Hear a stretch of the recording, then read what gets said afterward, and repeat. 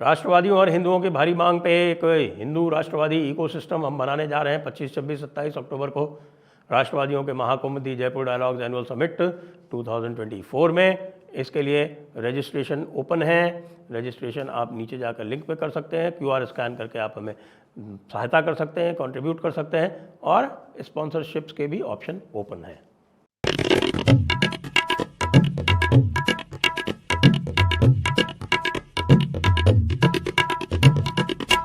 नमस्ते, आप सभी का स्वागत है आज के इस कार्यक्रम में। और आज हमारे साथ जुड़ रहे हैं वरिष्ठ पत्रकार ओंकार चौधरी जी, और उनसे हम समसामयिक विषयों पर और हरियाणा चुनाव के बारे में भी चर्चा करेंगे। तो आपका स्वागत है।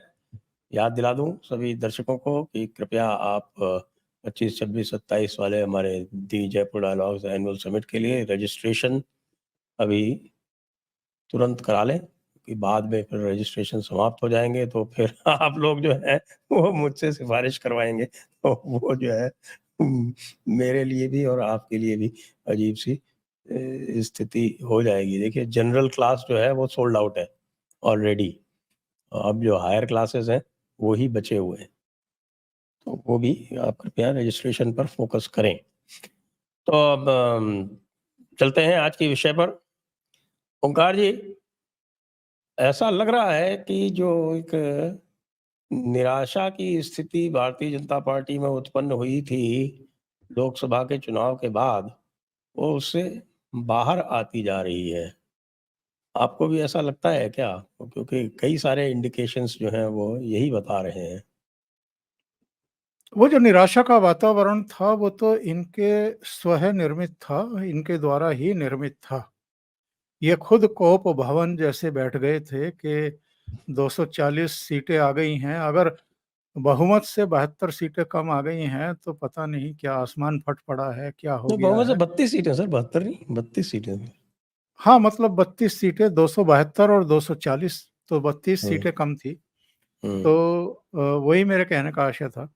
तो ये कोप भवन में खुद बैठ गए थे। मोदी जी का चेहरा खुद ही लटका हुआ था जब बीजेपी ऑफिस पहुंचे थे अपने कार्यकर्ताओं को संबोधित करने के लिए। उनको खुद ही पछतावा सा हो रहा था, और बीजेपी एज ए होल उसको लगता था कि हमें तो बहुमत ही मिलना चाहिए था। तो ऐसा हमेशा होता नहीं है। बहुत सारे कारक थे, उन पर हम डिस्कशन कर चुके हैं, उसको मैं दोहराऊंगा नहीं।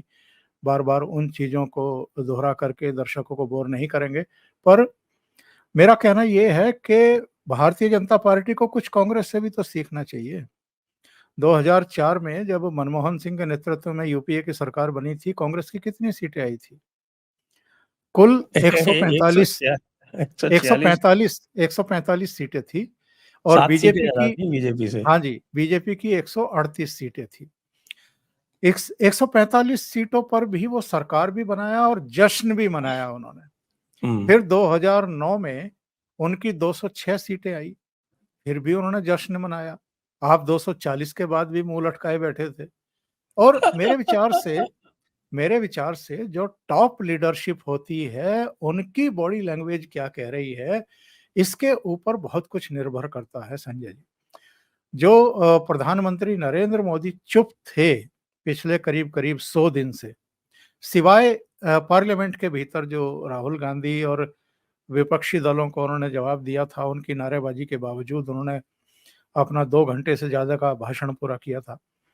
वो अगर देख लें, या कहीं छुटपुट जो इनके दौरे थे और जो इनकी प्रेस कॉन्फ्रेंस थी, या अभी जो हरियाणा और जम्मू कश्मीर में और एक कार्यक्रम में भाग लेने के लिए वर्धा भी गए थे, महाराष्ट्र और झारखंड में गए थे।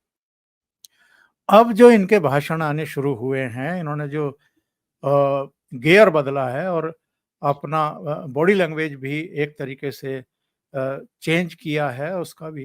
तो अब जाकर के जो कार्यकर्ता हैं, जो नेता हैं, उन्होंने सामने आकर के जवाब देना शुरू किया है, और ठीक तरीके से जवाब देना शुरू किया है।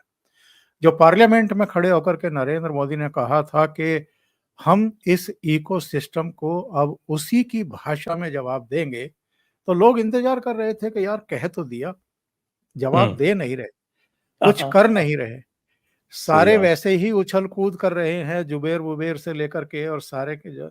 लेकिन हम जब इकोसिस्टम की बात करते हैं तो वो केवल ये सोशल मीडिया मंचों की बात नहीं है, ओवरऑल जो एक परसेप्शन क्रिएट करने में ये लोग कामयाब हो जाते हैं।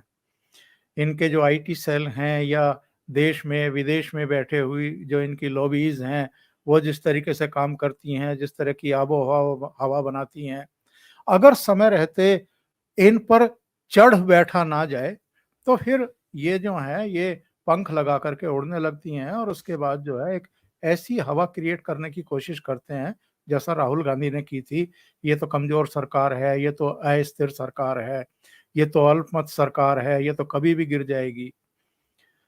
तो एक तो जो Narendra Modi as a whole जनसभाओं में भी और वैसे भी, और चूंकि अब उनके कई विदेश दौरे भी हो चुके हैं, इटली से लेकर के यूक्रेन और रूस तक के, ब्रुनेई से लेकर के कई, और अब अमेरिका की यात्रा उनकी हो गई है। तो अब दिखाई दे रहा है कि फ्रंट फुट पर जो है वो बैटिंग कर रहे हैं और चौके छक्के मार रहे हैं। जो हमारे देश में भी उनके विरोधी हैं और जो विदेशों में भी बैठे हुए हैं, जो डीप स्टेट जिसको कहा जाता है, जिसने बांग्लादेश में 5 अगस्त को शेख हसीना सरकार का तख्ता उलट दिया और उसके बाद से ये कुलांचे भर रहे थे और इनको लग रहा था कि जितनी आसानी से वहां पर जमात से, बीएनपी से, डीप स्टेट से मिल करके और कुछ कट्टरपंथी ताकतों से मिल करके शेख हसीना का तख्ता उलट दिया, उसी तरीके से हम भारत में भी खेल कर सकते हैं और नरेंद्र मोदी के खिलाफ इसी तरीके से लोगों को सड़कों पर उतार करके दिल्ली तक भेज सकते हैं। अब ये राकेश टिकैत जैसे जो 3 महीना 13 में भी धमकियां देने लगे थे कि साहब बांग्लादेश की तरह यहाँ भी तख्ता पलट होगा, इनको भागने की जगह नहीं मिलेगी। सलमान खुर्शीद से लेकर के कई लोगों के बयान इधर आने शुरू हो गए थे। लेकिन नरेंद्र मोदी ने जिस डीप स्टेट की चर्चा चल रही थी संजय जी, और जिस डीप स्टेट की गोद में बैठने के लिए राहुल गांधी वॉशिंगटन और दूसरी जगहों पर पहुंच गए थे और वहां जिस तरह के विवादित बयान उन्होंने दिए हैं, ना समझी पूर्ण, और फिर से उन्होंने जिस तरीके से बताया है कि मैं पप्पू ही हूं, नेता प्रतिपक्ष बनने के बावजूद मैं वही हूं। तो उसके बाद अब नरेंद्र मोदी के दौरे ने और जो न्यूयॉर्क में उनकी ये ह्यूज गैदरिंग हुई है और संबोधन हुआ है, उसके बाद से मैं कह सकता हूं कि अब पूरी पार्टी की, उनके समर्थकों की, और जो एक नया एक इकोसिस्टम खड़ा हुआ है बीजेपी का भी और राइट विंग का जिसको कहे, वो उसमें भी एक आत्मविश्वास नए सिरे से जागता हुआ दिखाई दे रहा है मुझे।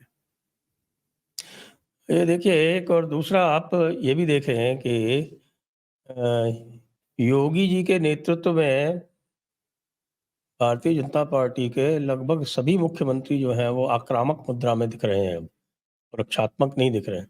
योगी जी की तो खैर बात ही अलग है, लेकिन बाकी भी जो है मुख्यमंत्री वो अब आक्रामक दिख रहे हैं, वो बैकफुट पे नहीं है।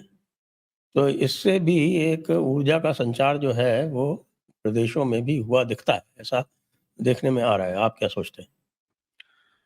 मुझे ऐसा लगता है संजय जी कि योगी आदित्यनाथ, हिमंता बिस्वा शर्मा, वो तो अपनी पहचान ऑलरेडी बना चुके हैं, अपने तेवरों से, अपने बयानों से, अपनी दिशा से, अपने कार्यों से, अपने बुलडोजर से। पर जो नई तांत आई थी, जैसे राजस्थान में नए मुख्यमंत्री आए थे, इसी तरीके से मध्य प्रदेश में नए मुख्यमंत्री आए हैं, तो उन दोनों ने भी अपने तेवर दिखाए हैं। और हमें उत्तराखंड के मुख्यमंत्री धामी के बारे में भी नहीं भूलना चाहिए। धामी ने भी बुलडोजर का भरपूर इस्तेमाल किया है। अब ठीक है, सुप्रीम कोर्ट के कुछ दिशा निर्देश आ गए हैं या कुछ, हमेशा ये होता ही है कि, और मैं इसको गलत भी नहीं मानता संजय जी, जो वो एक प्रेशर कुकर टैक्टिस होती है कि एक बार जरा 2-4 सीटियां लग जाए, भाप निकल जाए, तो फिर तो ठीक ही रहता है। हाँ, उसके फटने की उम्मीद जरा कम रहती है। तो हुँ। ये वैसे है कि जो एक प्रेशर बनता है, जो एक गुस्सा बनता है, गुस्सा भी नहीं, मैं उसको फ्रस्ट्रेशन कहूँगा। जो एक फ्रस्ट्रेशन पैदा होता है, वो इस तरीके से निकल जाता है। कहीं-कहीं छोटी-मोटी घटनाएँ हो जाती हैं, तो ये सब चीज़ें जो हैं खत्म हो जाती हैं, लेकिन उससे दिशा नहीं बदलनी चाहिए, लक्ष्य नहीं बदलने चाहिए।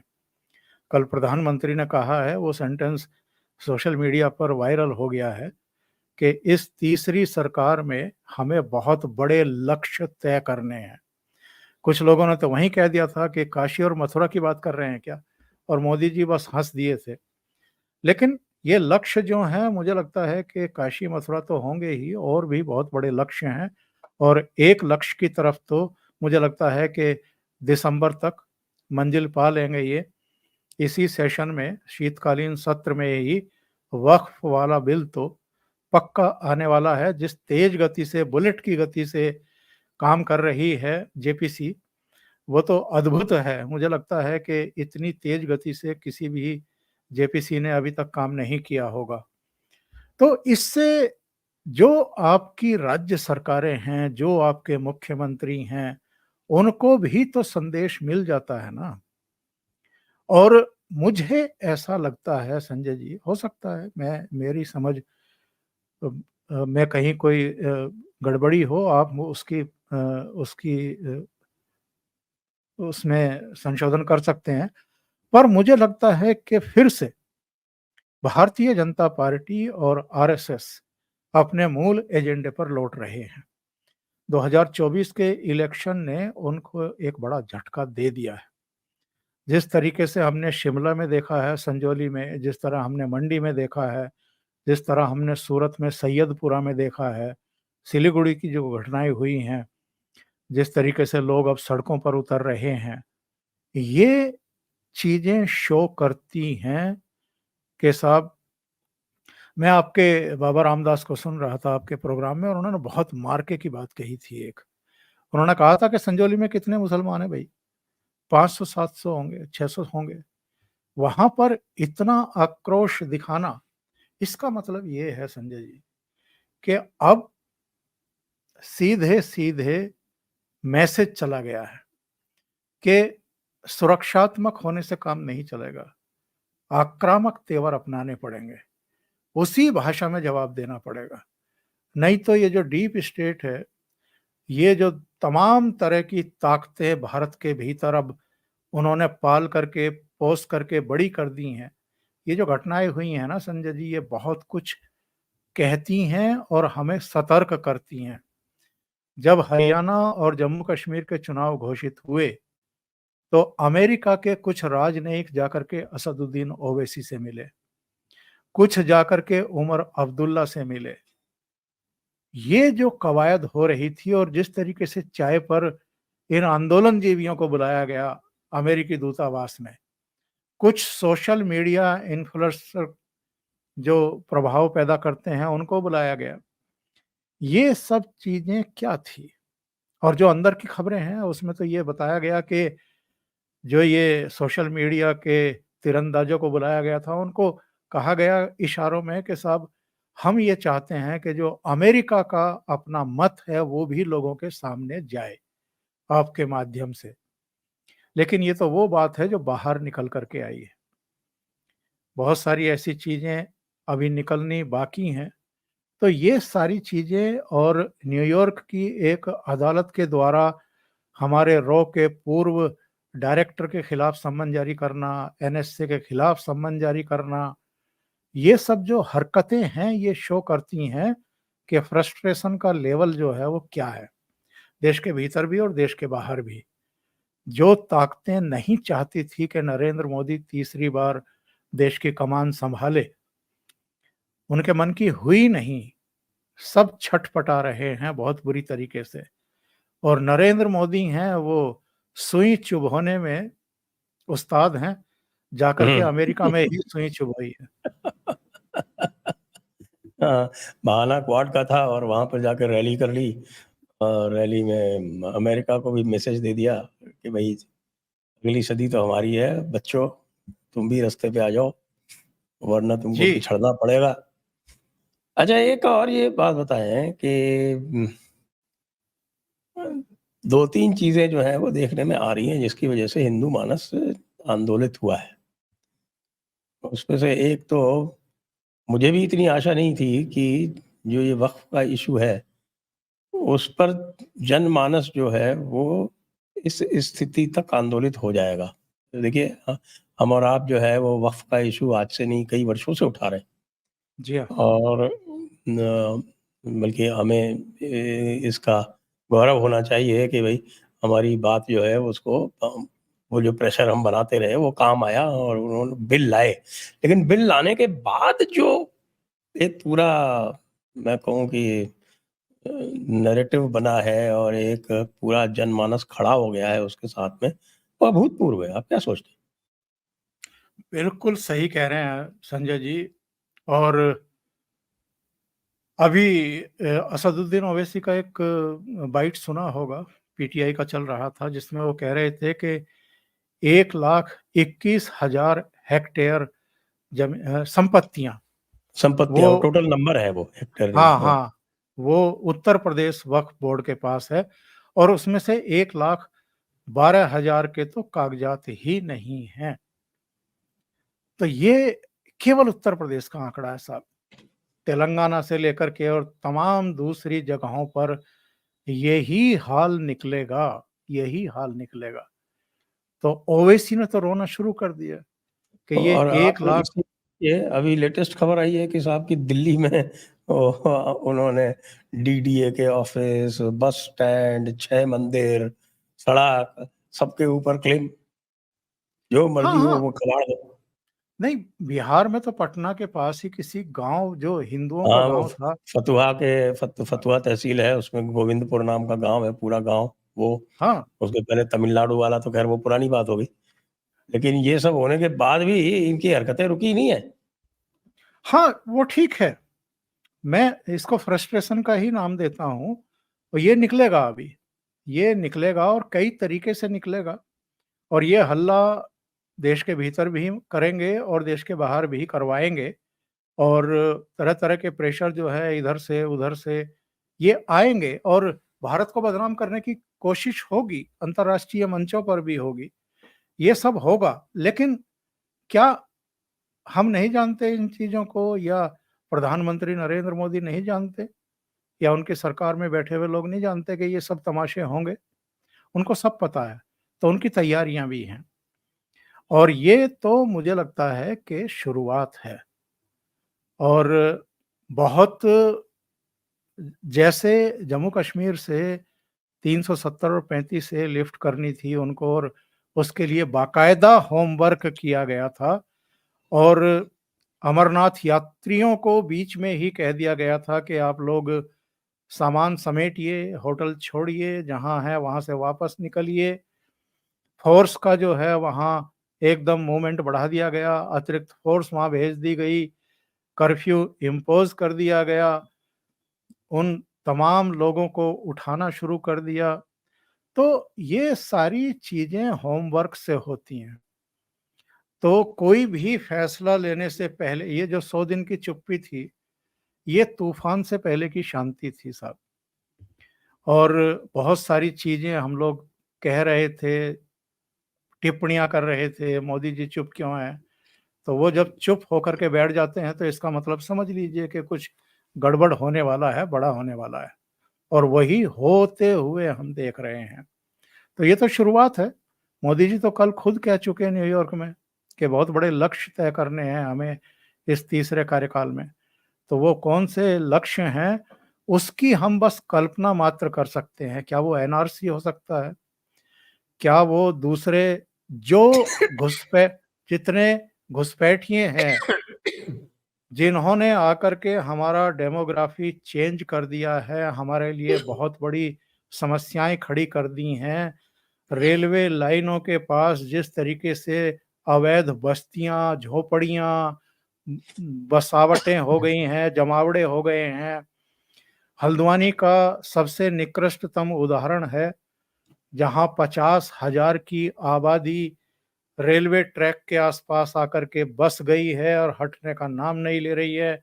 अब सुप्रीम कोर्ट भी कह रही है कि उनको हटाने से पहले उनको रिहाइश दो बना करके। मतलब एक तो अवैध घुसपैठ, फिर अवैध कब्जे, और उसके बाद फिर उनका फूलों से आप अभिनंदन करिए, उनको मकान बना करके दीजिए, तब आप अवैध बस्तियों से उनको हटाइए। तो मुझे लग ये रहा है कि जो समस्या है, जो मूल रोग है, वो नरेंद्र मोदी की समझ में पहले से ही आया हुआ है। अब उनको लगता है कि इसका निदान कर दिया जाए। लेकिन यहाँ एक संशय मेरे दिमाग में और आप जैसे लोगों के दिमाग में भी आता होगा कि भाई जब 282 सीटें थी, जब 303 सीटें थी, जब पूर्ण बहुमत था, जब बड़े-बड़े कानून आप दोनों सदनों से पास करवा ले जा रहे थे, जब जगन मोहन रेड्डी और नवीन बाबू जैसे सहयोगी आपकी मदद कर रहे थे, तब तो आपने ये स्टेप लिए नहीं। अब 240 पर तो भारतीय जनता पार्टी खड़ी है और 293 पर आपका एनडीए खड़ा है, तब आप इतने बड़े खतरों के खिलाड़ी क्यों बन रहे हैं? तो मुझे लग ये रहा है संजय जी, पता नहीं क्यों मेरा तीसरा नेत्र काम कर रहा है, हम्म, कि अगर इस मुद्दे पर इनकी सरकार गिर भी जाती है हम्म, और इनको चुनाव मैदान में जाना पड़े, तो ये उसके लिए भी तैयार है। इन मुद्दों पर ये वापस लौटना चाहते हैं। इन्हीं मुद्दों के बल पर जो इनकी राजनीति चल रही है हिंदुओं को बांटने की, इसको पंचर करना चाहते हैं। फिर से हिंदुओं को एकजुट करने का खतरा उठाना चाहते हैं। खतरा शब्द का प्रयोग मैं जानबूझ करके कर रहा हूं, क्योंकि हिंदुओं में अभी भी 40% ऐसी आबादी है जो कांग्रेस का समर्थन करती है या अलग-अलग राज्यों में दूसरे गैर भाजपा दलों का समर्थन करती है, और जिसको कोई जैसे मतलब ही नहीं है कि राम मंदिर बन रहा है तो ठीक है, 370 हट रही है तो ठीक है, मूत्र मिलाकर के जूस पिलाया जा रहा है तो कोई दिक्कत नहीं है, या खाद्य पदार्थों में मिलावट हो रही है तो कोई दिक्कत नहीं है। लेकिन अब कोई सोशल मीडिया के माध्यम से लोग जाग तो रहे हैं। जाग रहे हैं, लेकिन अभी अब भी आप एक अगर ये लेटेस्ट देखिए कि जो एक बड़ी आबादी हुआ करती है दक्षिण भारत की, जो कि इन मामलों में एक प्रकार से साइलेंट रहती है, चुपचाप रहती है या न्यूट्रल रहती है, उसको ये तिरुपति वाली घटना ने जगा दिया। वो आंदोलित है, पवन कल्याण खुल के आ गए हैं और कह रहे हैं कि हिंदुओं को सबको बाहर निकल के आंदोलन करना चाहिए। बाकी स्थानों पर भी इसकी प्रतिध्वनि जा रही है। और उत्तर भारत में तो आप जानते हैं वैसे भी योगी जी है जो है वो जगाने में 1 मिनट लगाते हैं। फिर तो ये भी एक इशू जो है, जो हम लोग बहुत दिनों से मंदिरों पर सरकारी आधिपत्य के विरोध में जो स्वर उठा रहे हैं, मुझे लगता है कि वो भी अब धीरे-धीरे जो स्वर है वो मुखरित हो रहा है, जोर पकड़ रहा है। ये सारी ऐसी घटनाएं हैं संजय जी जो जागृत तो करेंगी, सोए हुओं को जगाएंगी तो। पर ऐसा तो है नहीं कि इससे पहले सनातनियों को गालियां नहीं दी गई हैं। मतलब ये तो चलो प्रसाद में एक मिलावट का मामला समझ में आ गया, और मिलावट भी किस चीज की हो रही है वो भी सामने आया है। इतना घृणित और इतना बड़ा पाप तो कोई दूसरा हो नहीं सकता है कि आप किसी का धर्म भ्रष्ट करने के लिए इस तरह की हरकतें कर रहे हैं। हमारे कुछ धर्माचार्य जो आमतौर पर चुप्पी साध करके बैठे रहते हैं, उनके बयान आने शुरू तो हुए हैं। हमारे पूर्व राष्ट्रपति रामनाथ कोविंद ने भी बयान दिया है, और उन्होंने तो कहा है कि पूरे देश में ही मंदिरों में जहाँ-जहाँ ये प्रसाद की व्यवस्था है, यानी बनाने की, बाँटने की, बेचने की, उन सब की जाँच होनी चाहिए, और बिल्कुल सही है। बहुत सारे मंदिरों में मिलेगा आपको ये। ये धतकर्म हाँ, किए तो जा है रहे वो हैं। तो मंदिरों के बाहर जो प्राइवेट दुकानें जो प्रसाद इत्यादि बेचती हैं, उसमें भी बड़ी भारी मिलावट होती है। बिल्कुल, बिल्कुल।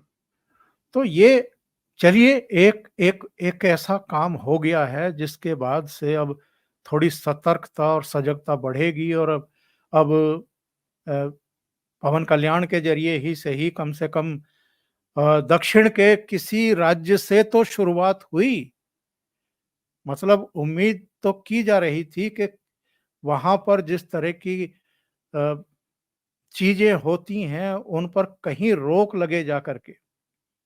और पूर्ववर्ती सरकार पर तो तमाम तरह के आरोप हैं। आज जगन मोहन रेड्डी भले ही प्राइम मिनिस्टर को चिट्ठी लिखें, अनुनय विनय करें और जांच कराने की मांग करें, हाई कोर्ट का दरवाजा खटखटाएं, लेकिन जो उनके समय में हुआ है, उनकी जानकारी में हुआ है, नहीं जानकारी थी, लेकिन जो ठेके दिए जाते हैं, जिन पार्टियों को दिए गए हैं और जो नाम सामने आ रहे हैं, सोशल मीडिया पर जो नाम सामने आ रहे हैं सप्लायर्स के, अगर वो सही है तो ये बेहद अपने आप में चिंताजनक विषय है।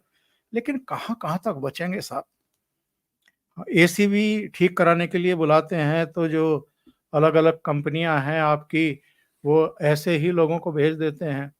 कुछ भी कराना हो तो मैकेनिक हों या तमाम दूसरे हों, वो सब ज़्यादातर तो वही लोग हैं। तो हमारे हिंदुओं में एक ये भी तो बड़ी भारी समस्या है।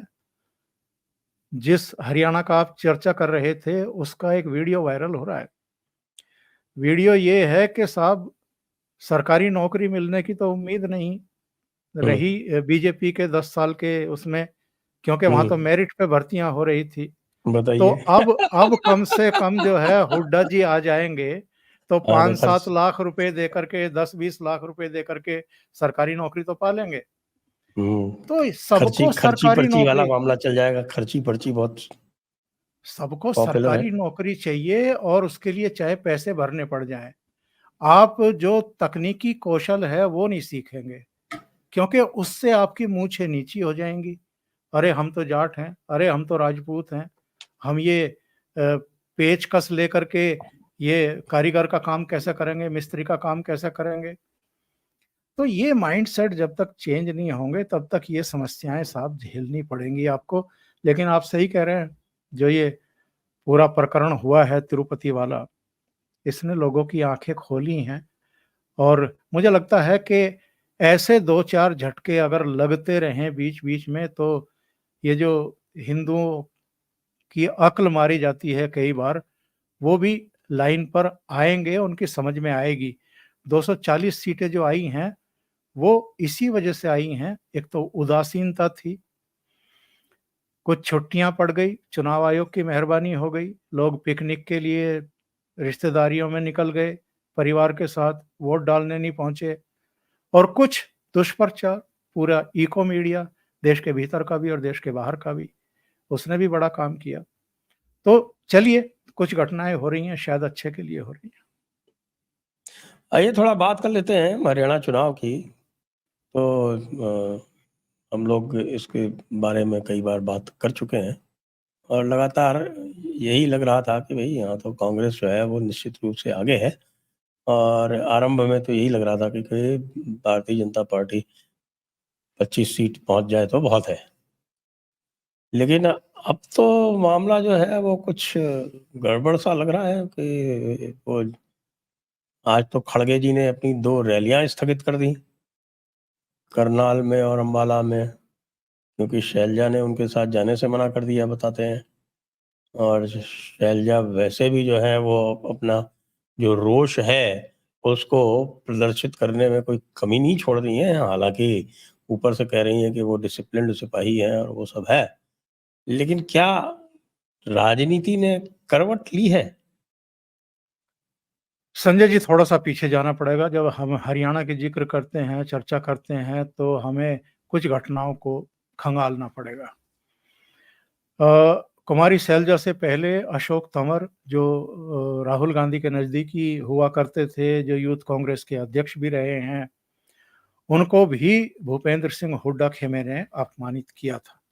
उनके सिर में चोट आई थी, जब रामलीला मैदान में एक रैली हो रही थी और रैली के ज़रिए भी शक्ति प्रदर्शन हो रहा था। भूपेंद्र सिंह हुड्डा के समर्थक गुलाबी पगड़ी पहन कर के पहुँचे थे, ये लोग भी पहुँचे थे। वहाँ पर ये शो किया जा रहा था कि हम इतनी तादाद में यहाँ हैं, और वहाँ पर संघर्ष हुआ। और मूलतः आप हरियाणा ले लो, आप पश्चिमी उत्तर प्रदेश ले लो, फिर नीचे आप इटावा, एटा आगे चले जाओगे तो फिर यादव और दलित, ये हर जगह ये झगड़ा है साहब, और ये सतत है। तो अगर आपने जाट लीडरशिप को आगे करने का फैसला कर लिया और विनेश फोगाट को आपने कंधों पर उठा लिया कि सब जाट खाप जितने पंचायतें हैं वो इनके नाम पर इकट्ठी हो जाएंगी, सब हुड्डा जी के पीछे खड़ी हो जाएंगी, और आपने 27 टिकट भी जाटों को दे दिए और 4 जट सिखों को दे दिए, तो आपने पूरा एक माहौल ऐसा खड़ा कर दिया हरियाणा में कि बस जाट वोट इकट्ठा हो जाएं, एकजुट हो जाएं, ध्रुवीकृत हो जाएं, तो भूपेंद्र सिंह हुड्डा की जीत पक्की, कांग्रेस की जीत पक्की। इस चक्कर में 90 में से किसी का कहना है कि 72 टिकटें जो हैं वो भूपेंद्र सिंह हुड्डा को दे दिए गए, किसी का कहना है कि नहीं, इनकी संख्या तो 78-79 तक है, और जो बाकी के 10-15 टिकट बचे थे उनमें सबको निपटा दिया गया। उनमें सैलजा के समर्थकों को 4-5 टिकट दे दिए गए, बीरेंद्र सिंह के बेटे को दे दिया गया। इसी तरीके से अलग अलग जो आत्माएं हैं उनको शांत करने की कोशिश की गई। रणदीप सुरजेवाला चुप हैं, लेकिन वो शेर है ना कि चुप हैं कोई सबब है, पत्थर हमें ना जान, दिल पर असर हुआ है तेरी बात बात का। तो वो रणदीप सुरजेवाला को भी ये गलतफहमी थी जिन दिनों वो मीडिया डिपार्टमेंट के प्रभारी महासचिव थे कि मैं राहुल गांधी का सबसे नजदीकी हूं और आने वाले समय में मेरा ही जलवाए जलाल होगा हरियाणा में, लेकिन इस टिकट बंटवारे ने उनके भी मुंह पर टेप लगा दिया है, वो भी चुप करके बैठे हुए हैं। और कुमारी सैलजा नाराज केवल इससे नहीं है कि उन्होंने जो 30-35 की लिस्ट भेजी थी उनमें से केवल 4 को टिकट दिए या 5 को टिकट दिए, वो नाराज इसलिए हैं कि उनको वो नारनौंद सीट है जहां से कैप्टन अभिमन्यु जीतते रहे और वित्त मंत्री बनते रहे, और इस बार भी बीजेपी के कैंडिडेट हैं। उस नारनौंद सीट से कुमारी सैलजा अपने नजदीकी डॉक्टर अजय चौधरी को टिकट दिलवाना चाहती थी। अजय को टिकट नहीं मिला, जिसको टिकट मिला उसने नामांकन के दिन वहां पर काफी कुछ ऐसा सीन क्रिएट किया, और उनके एक समर्थक ने कुमारी सैलजा के बारे में बहुत अभद्र टिप्पणी कर दी। उस पर मुकदमा कायम हो गया है, कार्रवाई हो रही है, लेकिन उस अभद्र टिप्पणी के बाद से ही सैलजा अपने घर में बैठ गई। 13 सितंबर को सैलजा का लास्ट ट्वीट था सोशल मीडिया पर, एक वीडियो की शक्ल में। इसके बाद बस वो 18 सितंबर को जो इन्होंने अपना संकल्प पत्र या घोषणा पत्र जारी किया था उसका एक पोस्टर और उन्होंने चिपका दिया था सोशल मीडिया पर, उसके बाद से वो खामोश है। हालांकि मनोहर लाल खट्टर ने थोड़ा सा वो प्याले में तूफान लाने की कोशिश की थी, ये कहकर के कुमारी सैलजा दलित बहन का अपमान हुआ है कांग्रेस में, और अगर वो आना चाहें तो हम सम्मान के साथ उनको साथ लेकर के चलने को तैयार हैं। अतीत में भी हम लोगों को साथ लेते रहे हैं। उनका इशारा किरण चौधरी की तरफ था जिनको राज्यसभा में भेजा इन्होंने। बहरहाल कुमारी सैलजा अगर अनुशासित सिपाही बनकर के घर में चुपचाप भी बैठी रहती हैं संजय जी, इतना बड़ा नुकसान कर देंगी कांग्रेस का कि बहुत पीछे रह जाएगी, बहुत पीछे रह जाएगी। 21-22% के आसपास दलित मतदाता हरियाणा में हैं, 17 रिजर्व सीटें हैं, 24 या 25% के आसपास जाट वोट है। और ऐसा तो है नहीं कि जाट सारे कैंडिडेट कांग्रेस के ही हैं, बीजेपी ने भी 17 टिकट दिए हैं, दूसरे दलों ने भी दिए हैं, आईएनएलडी भी है, जेजेपी भी है, इसके अलावा भी कैंडिडेट मैदान में हैं। जाट वोट बटने ही बटने हैं, और ये खाप पंचायतें, ये विनेश फोगाट, ये भूपेंद्र सिंह हुड्डा का परिवार ये कुछ नहीं कर पाएगा। जब मतदान का दिन आता है तो बहुत सारी चीजें उसमें फिर मैटर करती हैं।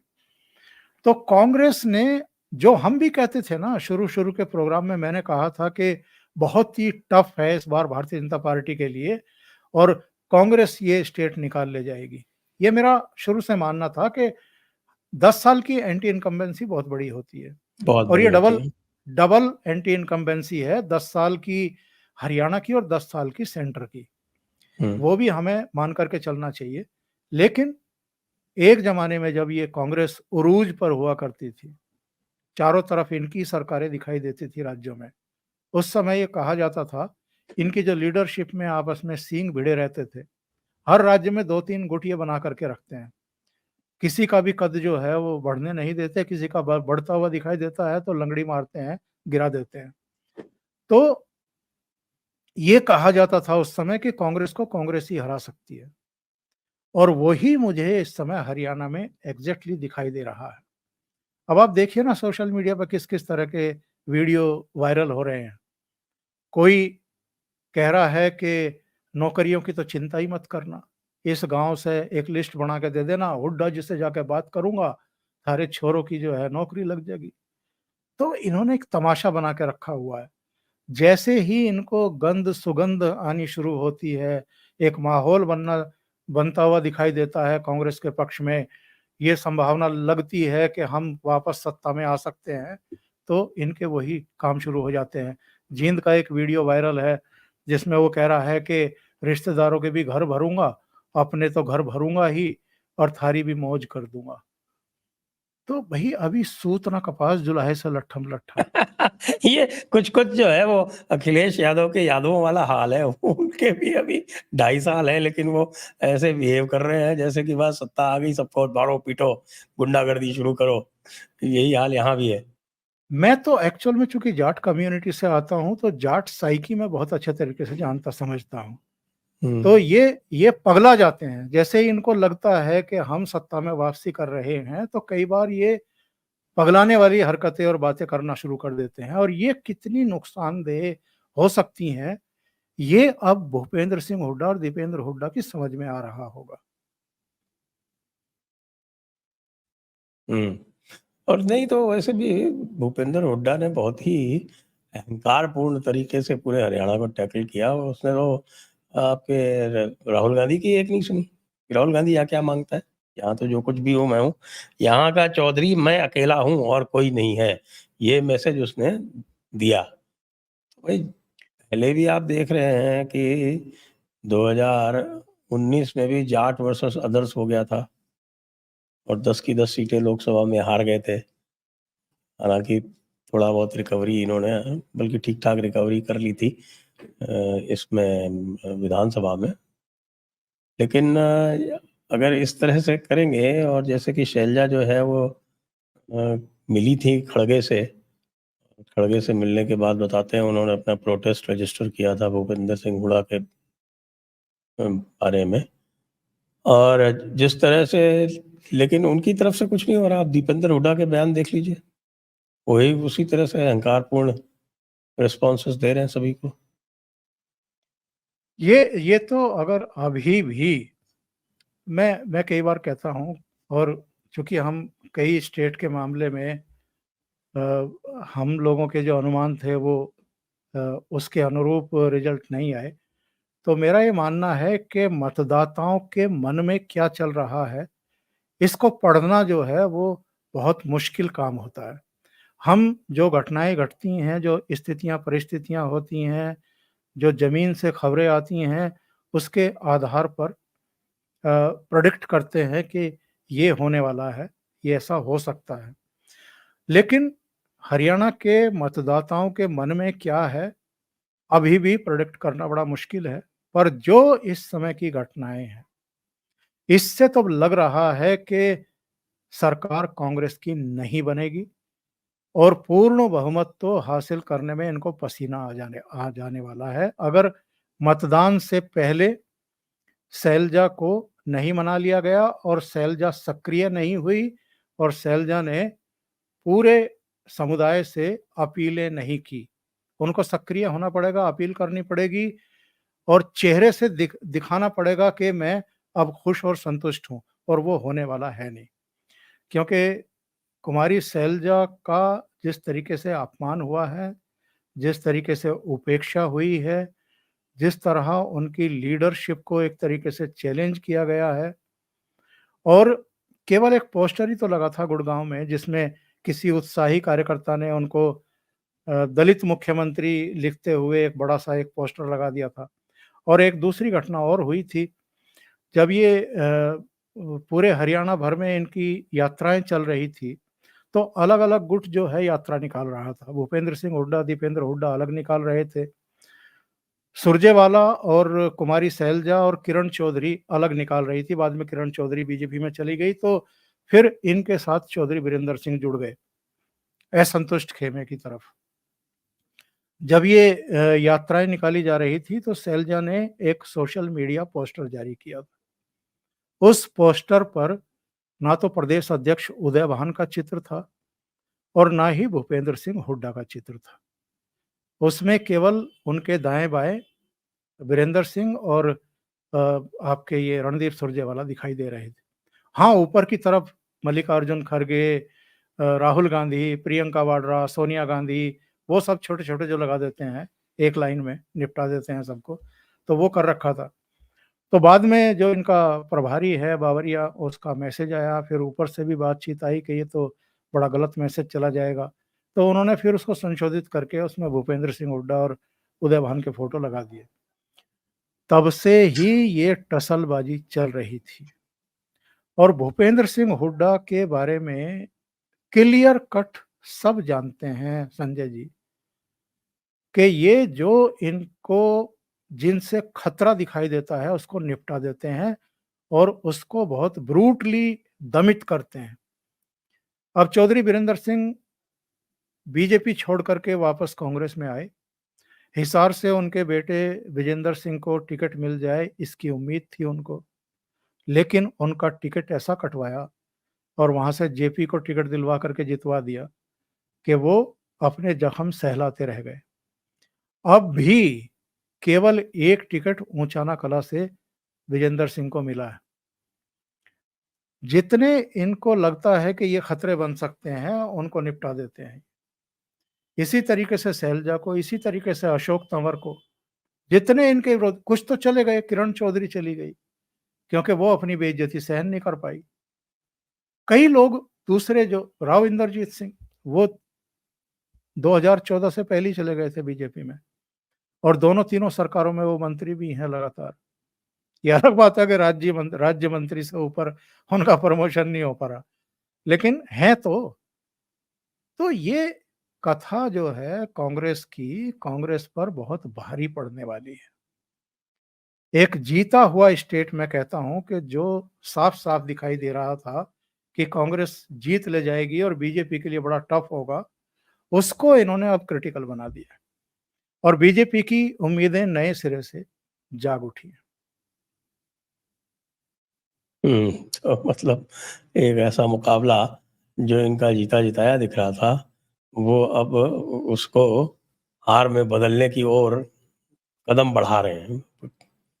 सफल होंगे या नहीं होंगे ये तो भविष्य बताएगा, लेकिन हाँ, इससे ये तो है कि भाई हरियाणा का चुनाव जो है वो थोड़ा रोचक हो गया है। और भी जो है वो जिस तरह से बातें करते हैं राहुल गांधी, जम्मू कश्मीर में जाके कहते हैं कि साहब कि आउटसाइडर्स सारे के सारे यहाँ भरे जा रहे हैं, पूरे भारत के दूसरे लोगों को पूरे भारत को आउटसाइडर बता देते हैं। तो मतलब एक प्रकार से कुछ भी बोलते हैं। आरक्षण के बारे में जो उन्होंने बात कही, अब उसको डिफेंड कैसे कर रहे हैं वो देखिए आप। सिखों के बारे में जो बात कही, वो कह रहे हैं मैंने गलत क्या कहा? सोचिए आप। तो जब लीडर इस तरह का हो, तो फिर जो फॉलोअर्स हैं, वो तो फिर कैसे होंगे? गांधी परिवार कोई बात गलत कैसे कह सकता है ऐसा? ये हाँ, तो ये है असली बात ऑलवेज तो। ऑलवेज राइट है वो तो। फिर बाद में जो इनके कार्यकर्ता हैं, जो इनके प्रवक्ता हैं, जो नेता हैं, वो समेटते रहे जो रायता फैलाते हैं ये लोग, और कांग्रेस को कहां से कहां ले गए। इनका बड़ा भारी कंट्रीब्यूशन है।